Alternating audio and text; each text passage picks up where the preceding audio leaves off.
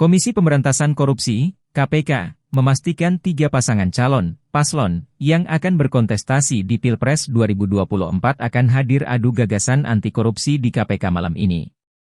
Diketahui KPK menggelar program penguatan anti korupsi untuk penyelenggara berintegritas, paku integritas, yang melibatkan pasangan Capres-Cawapres di Pilpres 2024. Acara tersebut juga akan disiarkan secara live streaming di YouTube channel KPK, mulai pukul 19.30 sampai dengan selesai. Iya betul, sudah konfirmasi akan hadir sesuai jadwal, kata Kabag Pemberitaan KPK Ali Fikri, di Jakarta, Rabu, 17 Januari 2024. Program Paku Integritas sudah dijalankan KPK sejak tahun 2021. Kegiatan itu bertujuan untuk menguatkan komitmen para pejabat untuk tidak korupsi. Adapun kegiatan Paku Integritas kali ini akan berlangsung malam nanti mulai pukul 19.30 waktu Indonesia Barat.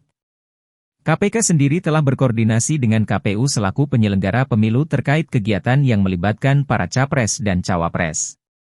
Ketua sementara KPK Nawawi Pomolango mengaku pihaknya sudah mendapat restu dari KPU untuk menyelenggarakan acara tersebut.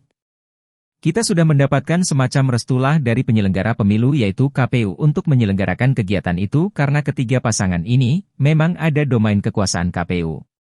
Kalau KPU bilang tidak boleh, ya tidak boleh, kita tidak bisa jalani, kata Nawawi dalam jumpa pers di Gedung Merah Putih KPK, Jakarta, Selasa, 16 Januari 2024. Kita sudah mendapatkan lampu hijau bahwa itu bisa dilaksanakan, imbuhnya. Nawawi mengatakan format Paku Integritas bukan dalam bentuk debat dan adu program. Dia menyebut lewat Paku Integritas itu nantinya KPK akan menyampaikan persoalan dan hambatan dalam penanganan kasus korupsi.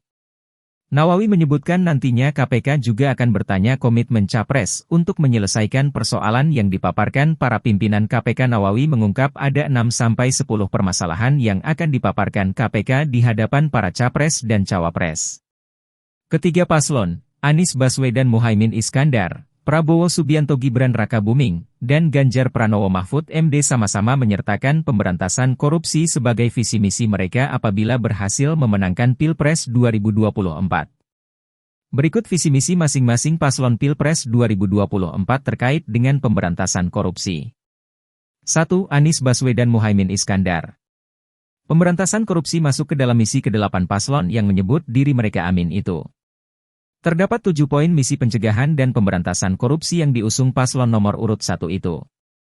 Pertama, menekan tingkat korupsi melalui perbaikan skor IPK Indonesia, yang membaik dari 34 pada 2022 ke kisaran 44-46 pada 2029. Kedua, memperkuat pencegahan korupsi melalui Sistem Integritas Nasional, SIN, yang melibatkan pemerintah dan swasta. Ketiga, memperkuat pencegahan dan pemberantasan korupsi di seluruh sektor termasuk sektor-sektor strategis seperti SDA, alutsista, program sosial, infrastruktur, dan BUMN. Keempat, mengembalikan peran KPK dalam pemberantasan korupsi yang independen tidak tebang pilih dan memperkuat sinergi dengan aparat penegak hukum lain. Kelima, mendorong pengesahan RUU Perampasan Aset sebagai upaya pemiskinan yang nyata dan bertanggung jawab bagi pelaku korupsi.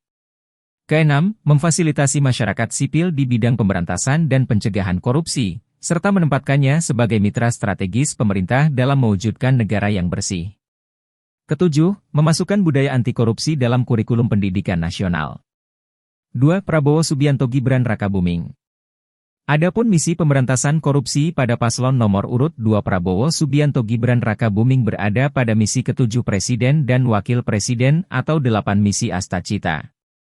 Dalam penjelasan misi tersebut, Prabowo Gibran menyebut akan menjadikan KPK sebagai Center of Excellence dalam upaya pemberantasan korupsi bersifat preventif. Keduanya juga menyebut akan menjamin nihilnya intervensi pada KPK, Kepolisian, dan Kejaksaan Agung, Kejagung, dalam melakukan penegakan hukum terhadap tindak pidana korupsi. Tidak hanya itu, pemberantasan korupsi juga akan diprioritaskan pada sektor yang mempunyai korelasi dengan peningkatan hajat hidup orang banyak. Beberapa hal lain yang turut disinggung oleh Prabowo Gibran sebagai misi pemberantasan korupsi diantaranya seperti edukasi anti korupsi, pengendalian korupsi pada sistem logistik nasional, serta memperluas dan memperkuat penggunaan e-katalog pada pengadaan barang dan jasa pemerintah. Pencegahan dan pemberantasan korupsi juga disebut dalam 17 program prioritas Prabowo Gibran yang keempat.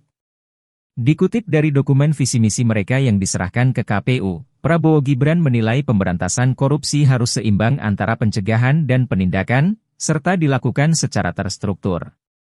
Pemberantasan korupsi, sesuai dengan visi misi paslon nomor urut 2 itu, yakni menitik beratkan pada menghilangkan keuntungan pada pelaku sekaligus mengupayakan aset recovery. Hal itu dinilai akan memberikan manfaat ekonomi yang merata dan efisien untuk negara. 3. Ganjar Pranowo Mahfud MD. Sementara itu, pemberantasan korupsi juga menjadi fokus utama bagi paslon nomor urut 3 Ganjar Pranowo Mahfud MD.